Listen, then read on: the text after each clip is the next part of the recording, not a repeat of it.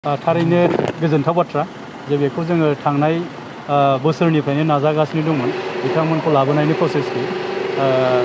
नाजायै थांनाय दाखालि 1 मेआव जेब्ला जों गोदान दिल्लीयाव थाङो निउ दिल्लीयाव अब्ला त्रिमुर्ति जोंहा सीएम सारनि रेसिडेन्टआवनो जों बेखौ रायलायो आबुङै आरो बेवहाय जोंजों दंफायोमोन जोंहा बिटिआरनि मानगोनां चिफ सार प्रमद बर' आरो रोहोनगोरा एमपि राज्यो सभा आरो मानगोनां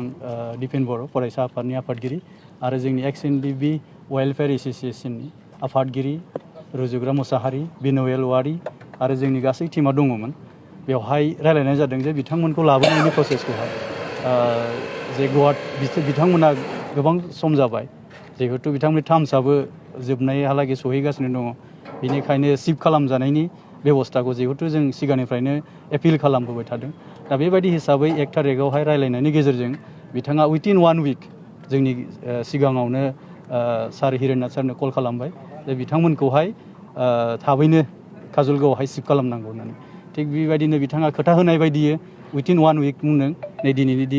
दिनावहाय बिथांमोना काजलगावआव सफैनो हाबाय आरो जों Ndfb हिसाबै जोबोद गोजोननाय मोनदों आरो जोङो बाख्नायदों आरो जोङो दिनै बाख्नायनांगोन जोंहा दिनै बिटिआरनि गासै मावफुं सोद्रोमा सारमोनखौ आरो स्टेटनि सीएम सारखौबो जों दिनै बाख्नायदों दिनैनि बे लाबोनायाव साबेसे फैदों आरो सोर फैदों दिनै बे लाबोनायावहाय गासै 7 दङ सिबिआइनि गिबियावनो रिफिकां गयारि ओमफ्राय जज बर' खरगेस्वर ओमफ्राय आवगय ओमफ्राय राजु सरकार बिथांमोना 7 दिनै मोजाङै सफैबाय आरो बेयावनो थाथ'सै नोंथांमोननि मिथिनाय साबेसे फैगोन दायो 7 दङ सिबिआइहा जोंहा गासै 6 जन दंमोन दा गुवाहाटीनि 10 दङ जोंहा नाब्ला सारा बिथाङा दङ